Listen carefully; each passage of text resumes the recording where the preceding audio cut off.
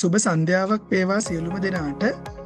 අද ළමා මනෝවිද්‍යාව කියන මාතෘකාව යටතේ අපි කතා කරන්න යන්නේ මනෝවිද්‍යාවේ අතිශය වැදගත් මාතෘකාවක්.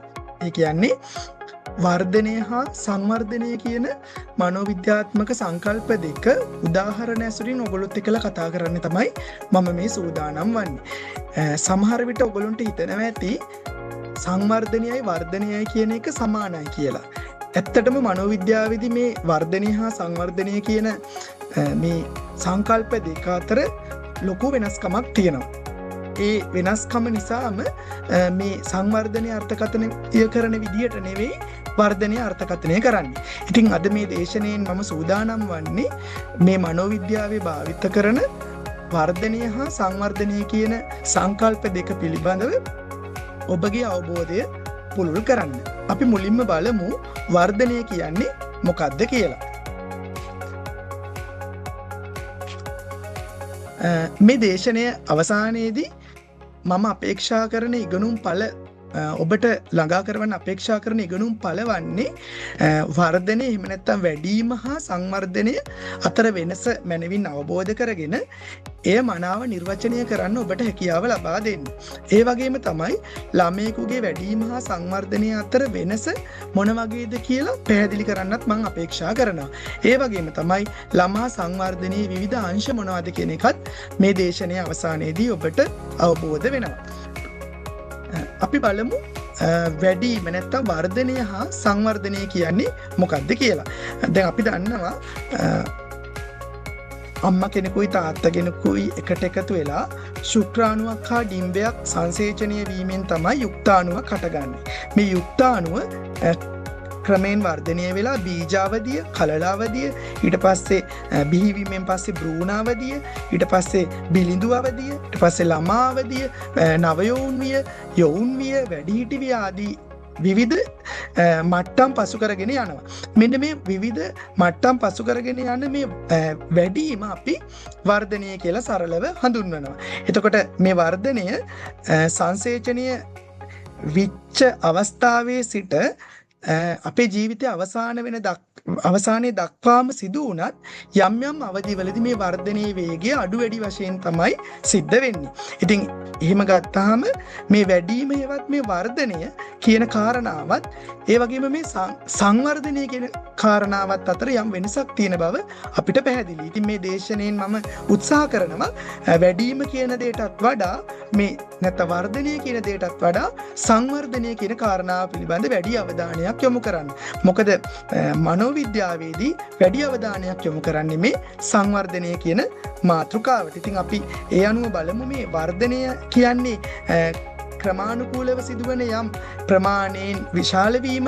එහෙම නැත්නම් අපි කියන අර වැඩිම කියන අදහසනේ මේ වර්ධනය කියන්නේ. අපි බලමු සංවර්ධනය කියන්නේ ඊට වඩා වෙනස් නම් ඒක මොකක්ද කියලා. වැඩිම කියන එක අපි සරලව කතා කරොත් එහෙම වැඩිම කියලා කියන්නේ බාහිර බලපෑමකින් තොරව ස්වභාවික ඇතිවන වර්ධනය. අපි දන්නවා දැන් කැලේ ගස් පැලවුණාම පෝර දැම්මත් නැතත් කැලේ තියෙන ගස් ක්‍රමක්‍රමයෙන් ලොකු වෙලා විශාල ගස් බවට පත් වෙනවා මේ පුංචි පැල ඇටි.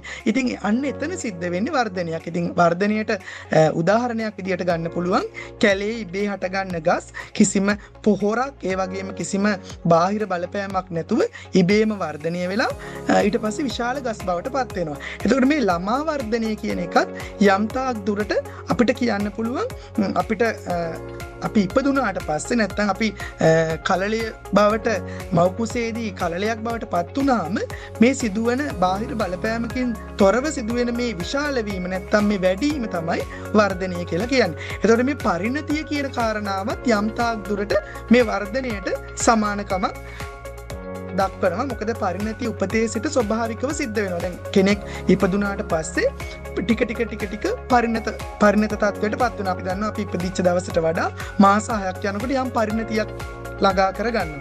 ඒ වගේම තමයි ළමා වයස, නව යෞන්විය මේ විදිහට අපි ටික වර්ධනය වෙනකොට යම් පරිණතියක් අපි සමාජ අධ්‍යක්ීම් වගේ දේවල් වලින් ලබා ගන්නවා. ඉතින් මේ පරිණතියයි වර්ධනයයි අතර යම් කිසි සමානකමක් තියෙනවා කියලා කියන්න පුළුවන්. එතකොට මේ මිනිස් ජීවියාගේ ප්‍රමාණාත්මක ලෙස ඇතිවන මේ වෙනස් වීම නැත්තම් මේ වැඩිම වර්ධනය කියලා සරලව හඳුන්වන්න පුළුවන්.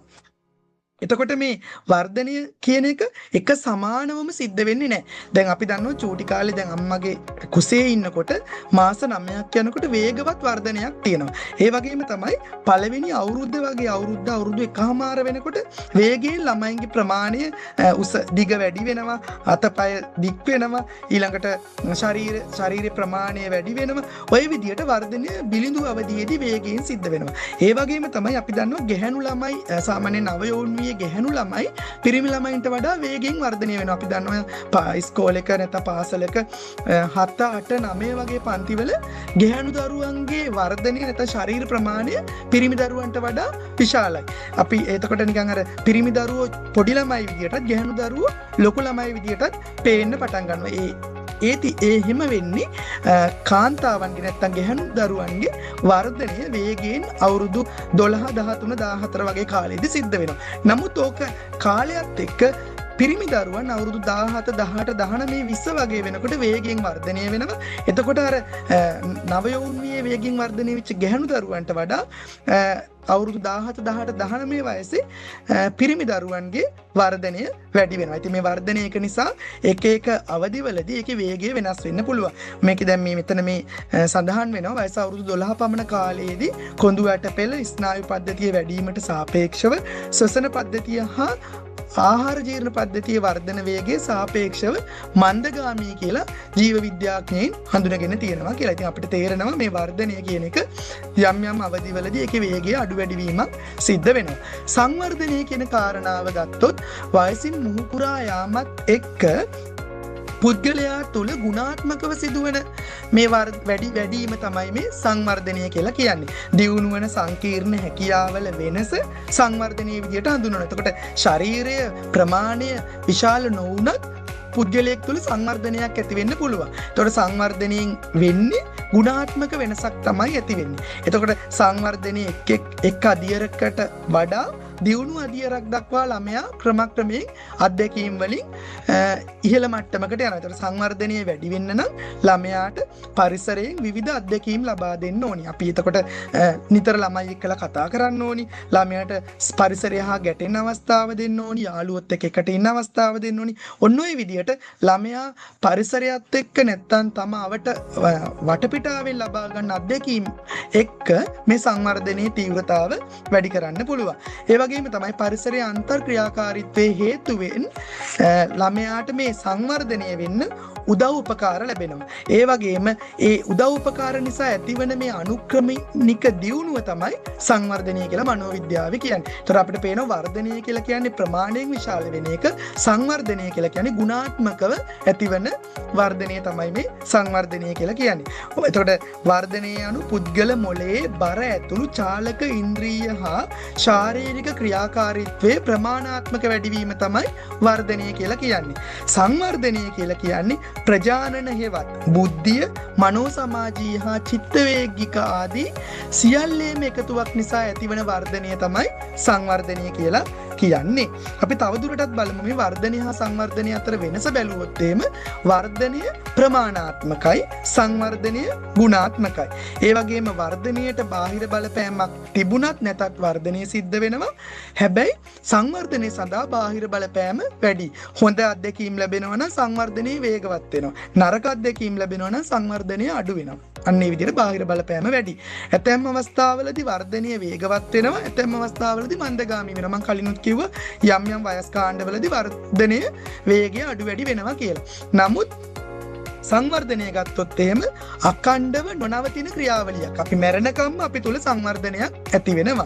ඒතර වර්ධනය ඇතැම් අවධිවලදී සුවිශේෂී වෙනවා, තීරණාත්මක අවධි තියෙනවා. දැන් මං කිව්වේ නවයෝන් වීම වර්ධනය වේගවත්. ඒ වගේම මව් කුසේදී වර්ධනය වේගවත්. ඒවා හරි සුවිශේෂී තීරණාත්මක අවධි. ඒ වගේම මේ සංවර්ධනයට තීරණාත්මක අවධි නෑ. සෑම අවධියක්ම වැදගත්. හැම අවධියකදීම සංවර්ධනය වැදගත් වෙනවා.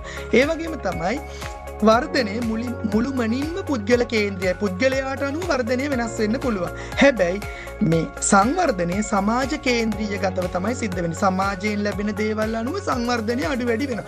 උදාහරණයක් විදිහට හොඳ ගුරුවරියෙක්ගෙන් ඉගෙන ගත්තොත් ළමයාගේ සංවර්ධනය වැඩි. අන්න ඒ විදිහට සමාජ කේන්ද්‍රීය වෙලා තියෙන්නේ.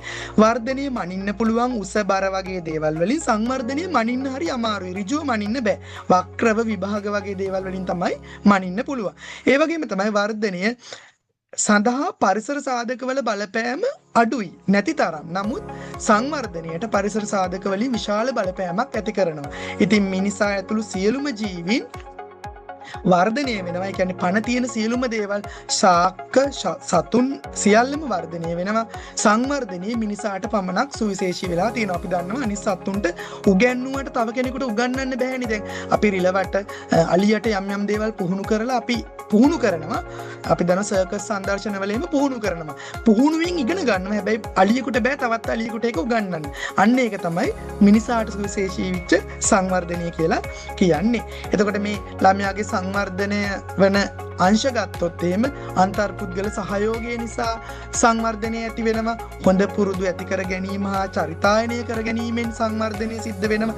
ඇවිදීම, දිවීම, නැගිටීම, ක්‍රීඩා කිරීම වගේ දේවල් වලින් සංවර්ධනය ඇති වෙනවා.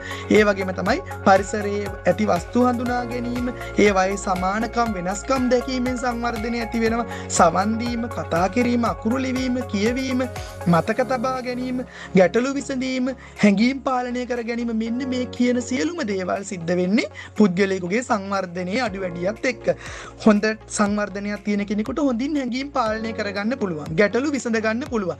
සංවර්ධනය අඩු කෙනෙකුට ඒ අවස්ථාවලදී යම් යම් ගැටලුකාරී තත්ත්වයන් ඇති වෙන්න පුළුවන්. ඉතින් මේ පූර්ණ සංවර්ධනයක් සඳහා ශාරීරික හැකියාව ළමයා තුළ ඇති වෙන්න ඕනේ. ඒ වගේම තමයි ප්‍රජානන හැකියාව, ඒ කියන්නේ බුද්ධිමය හැකියාවල් ඇති වෙන්න ඕනේ. ඒ වගේම තමයි චිත්ත වේගික හැකියාව, ඒ කියන්නේ සිතුම් පැතුම්, සිතුවිලි වගේ දේවලුත් වල හැකියාවලුත් මේ සංවර්ධනය සඳහා බලපානවා. ඒ වගේම තමයි සමාජ සදාචාරාත්මක හැකියාවත් ළමයා තුළ ඇති වෙන්න ඕනේ මේ සංවර්ධනයක් ඇති වෙන්න නම්. ඉතින් මේ ළමා සංවර්ධන අවදි ගත්තාම ළමයාගේ විවිධ අධ්‍යාපන මනෝවිද්‍යාඥයෝ ළමයාගේ වයස් වලට අනුව අධ්‍යයනීය පහසුව සඳහා සංවර්ධන අවදි හඳුන්වලා දීලා තියෙනවා. ඉතින් ඒ අධ්‍යයනීය පහසුව සඳහා මේ ඉදිරිපත් කළ තියෙන මේ සංවර්ධන අවදි යම් ළමයාගේ ඒ අවදිවලදී ළමයාගේ සංවර්ධනය අනුක්‍රමිකව සිද්ධ වෙනවා කියලා තමයි කියන්නේ. එතකොට මේ පිළිසිඳගත් අවස්ථාවේ ඉඳලා ජීවිතයේ අවසන් වෙන තුරුම විවිධ අධ්‍යයනයන්හි ළමයාගේ සංවර්ධනය නැත්නම් පුද්ගලයාගේ සංවර්ධනය මනා ලෙස සිද්ධ වෙනවා කියලා තමයි මේ අධ්‍යාපන මනෝවිද්‍යාඥයෝ වගේම මනෝවිද්‍යාඥයෝ අදහස් දක්වලා තියෙන්නේ. එතකොට මේ ප්‍රධාන සංවර්ධන අවදි විදියට පූර්ව ප්‍රසව අවධිය, ඒ කියන්නේ පිළිසිඳ ගැනීමේ සිට උපත දක්වා, ඒ වගේම ලදරු අවධිය උපතේ සිට අවුරුදු 2 දක්වා, මුල් ළමාවිය කියලා කියන්නේ අවුරුදු 2ත් 5ත් අතර කාලය, පසු ළමාවිය කියලා කියන්නේ අවුරුදු 6ත් 12ත් අතර කාලය, නව යෞවන විය කියන්නේ අවුරුදු 12ත් 20ත් අතර කාලය, වැඩිහිටි අවධිය කියලා කියන්නේ අවුරුදු 20න් පස්සේ කාලය. ඉතින් මෙන්න මේ විදියට සංවර්ධනය වන අවදි, ප්‍රධාන අවදි මේ විදිහට 6ක් මනෝවිද්‍යාඥයෝ හඳුන්වලා දීලා තියෙනවා. එතකොට මේ ළමයේගේ සංවර්ධනය කෙරේ ඍජුවම බලපානවා ආරය හා පරිසරයයි, පරිණතිය හා ඉගෙනුමයි. ආරය හා පරිසරය කියලා කියන්නේ අපි උපතින් අපේ අම්මගේ තාත්තගේ ජාන වලින් අපිට ඇවිල්ලා තියෙනවා යම් යම් ජානමය ලක්ෂණ. අපි ඒවට කියනවා ආරමය සාධක කියලා. උදාහරණයක් විදිහට ගත්තොත් ශාරීරික ලක්ෂණ, හැකියා, සමේ වර්ණය, ඇහි වර්ණය වගේ ඒවා මේවා මේ පරම්පරාවෙන් උරුම වෙන දේවල්. අම්මයි තාත්තයි බුද්ධිමත් නම් සමහරකට දරුවොත් බුද්ධිමත් වෙනවා. අන්න ආරමය සාධක.